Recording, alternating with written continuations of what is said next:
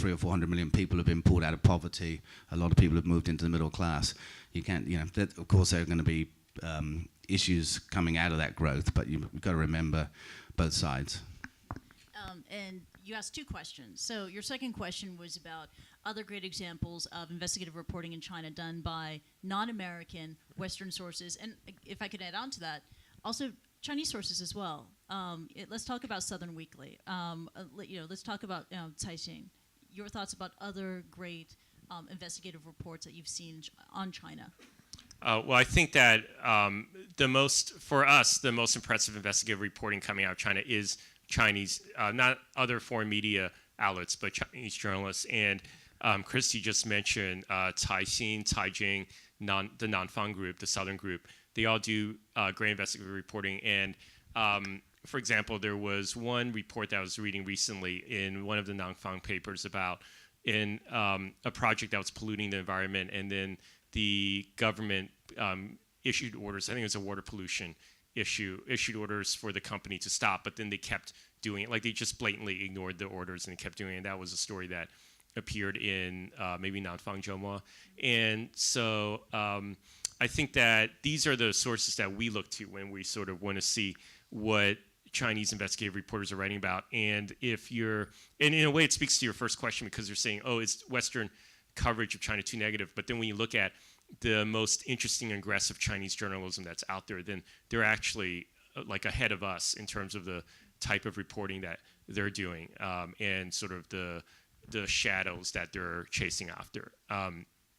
In terms of other foreign media, for example, I was recently reading Der Spiegel report about how EADS, the European defense contractor, arms maker, and airline maker, had been hacked and had a lot of their secrets sort of downloaded, or trade secrets, trade information. And so there are other news organizations that are out there doing, parallel, taking on these big themes like, money, industrial espionage. They're taking these themes and examining them in the context of their own countries.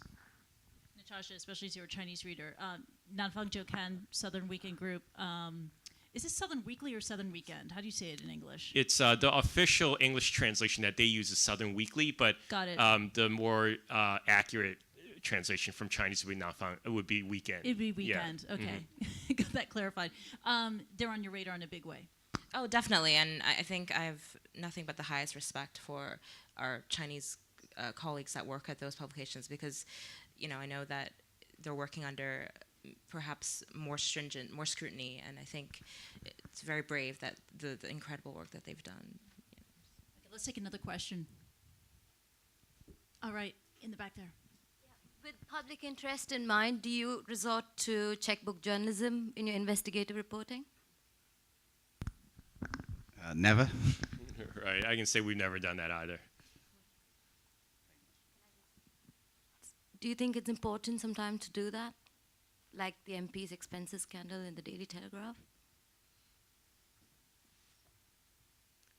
So I'm not that familiar with that scandal, but I mean, I think it's very important not to do it. I mean, as I just said, you have to be honest wherever you work in the world. But if you do anything that is crossing ethical and legal lines, you're exposing yourself to all kinds of problems and undermining the work that you're doing.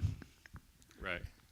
And part of, there's some great journalism in China, but some of it is tarred by the fact that Chinese journalists for a lot of organizations do take hongbao or payouts from different people. I think that, that along with the fact that it's controlled by propaganda apparatus sort of leads people to think that all Chinese journalists are this way. So the point I'm trying to make is that once you start down that road, even if some journalists do it, then it sort of kills the reputation of the entire industry and of big papers, big organizations in the industry. Okay, let's take another question. This side of the room. Yeah, go ahead.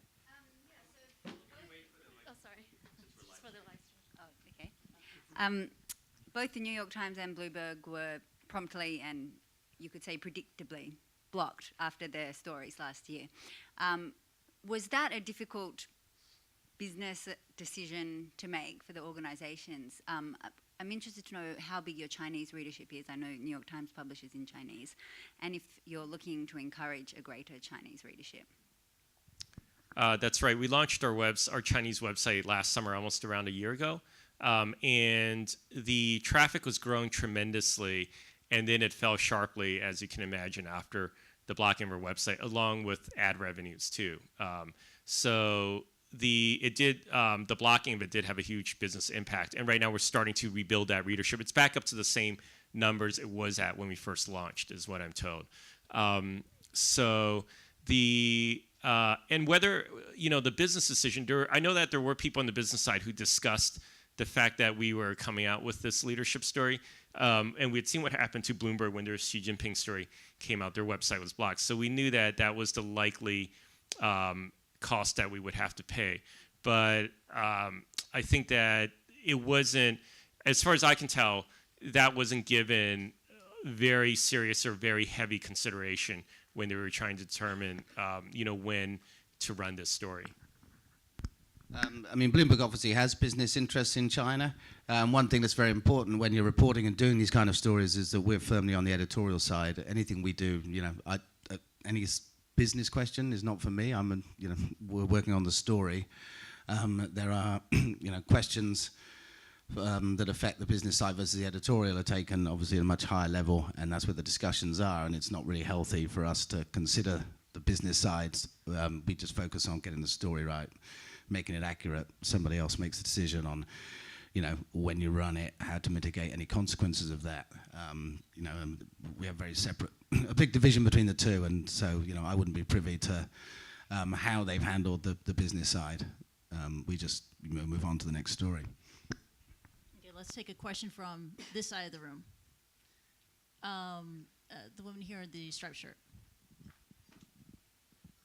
I want to ask about the citizen journalists that are kind of becoming more prevalent in China. Do you think they add to the investigative scene? And would you work with them and use them as a source?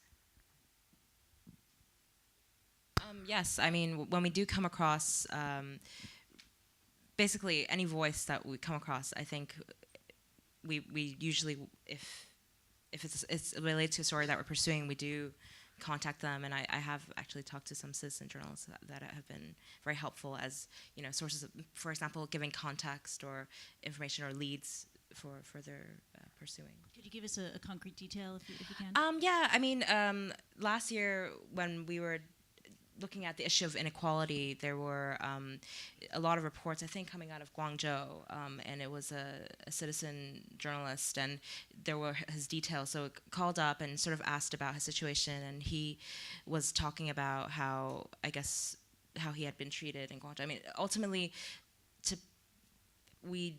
it served as a base for higher up documents that we looked at, for example, or officials that we contacted, but that was... Okay, we'll take another question here in the front. The gentleman, the suit and tie. Hi there. Do you Appropriately attired for the AHA-AJSMC conference. Thank you. Do you believe the investigations, both like the New York Times and Bloomberg did, were a surprise to the Chinese government? And for example, Natasha, you did a lot of door knocking. So do you believe the Chinese government were on to what you were investigating?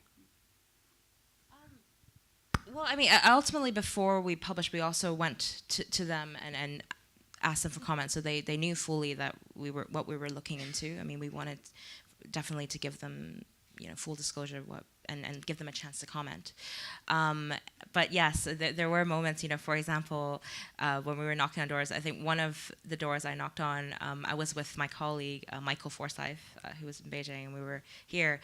And we just kept knocking, and it was 8:30 in the morning. I don't know why we decided to go so early. And so he's like, "Oh, I haven't woken up yet. What do you want?" And we're like, "Oh, we're looking for, I think it was one of the nieces of Xi Jinping that we're looking at, and he's like, I don't know what we were talking about. Wait, she's not here, and and we just had this strange discussion through the door. So after that, we were also a bit, oh no, maybe we have alerted them of what happened, but so definitely, as we do more reporting, we are, I guess, more people know what we are looking to. So. I think you also have to define them. It's not like a monolithic organization where, somebody finds out something and shares it with the rest of the government. So, it's quite possible some people know what you're doing, how efficiently that gets around, and there will be some kind of policy or response to it. I don't know. I agree. I think that probably the thing that works in our favor is that the government isn't well coordinated. Like different arms of government, even if a local police station knows that you ended up in some neighborhood looking at someone's house, that it probably just ends up in their files. It doesn't go anywhere beyond that local truth file. So, and then, for example, the bureaucracy. Right, exactly. And then if you request records of a company, like through the SAIC filings, they don't know they don't know that you're requesting those records because they're looking for this one particular individual who might have invested in the company or be listed as a shareholder. They just know you want the records of some company. And these records aren't ones that it's just journalists who are pursuing. There's tons of people every day asking for these records through lawyers in China, because the reason why the Chinese government started opening up these records was because there was so much foreign investment coming into China, foreign capital, that and that capital will only come into China if there's some transparency about the companies that that foreigners want to invest in. So then they keep these records open, and then it's just part of this mass paperwork system. And I'd say that when you read things about how parts of the U.S. government don't talk to each other, then you can see, definitely in China, then that's happening also. Okay, let's go back to this side of the room. Miss. Oh, hi. Could I just ask a follow-up question on that? I don't work in Asia, but I wanted to ask about what rights you guys have to freedom of information from government records in China, if any, other than these corporate records.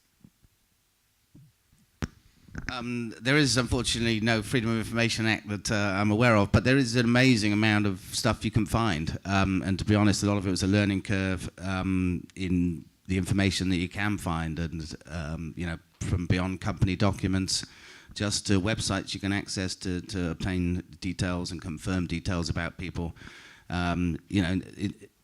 The Hong Kong company records was a very good source as well, but those you get a fairly limited amount of information. Documents you can get from China sometimes have a lot more in. It's Hong Kong is an important place for reporting on China, and earlier this year they did try to pass legislation that would have redacted some important details, such as part of the identity card number and the addresses of people registered in businesses in Hong Kong, and you could apply to have it previous records expunged. Thankfully, there was a vigorous campaign by the FCC. We all wrote stories about it, and that proposal was at least been kicked down the road for now. So, there are ways, and you don't necessarily need FOIA. There's a lot of it is out there. You just got to find out where to look. Okay, here. Hi. Do you think there's an outsider's lens when it comes to coverage in China? Is there a gap between what the locals want to read and what you cater to an international audience? Is that the same? How do you make that call? I think increasingly China coverage is becoming more sophisticated because, like I was saying, how Weibo made this huge difference in terms of coverage. And obviously it doesn't represent the entire mindset of sort of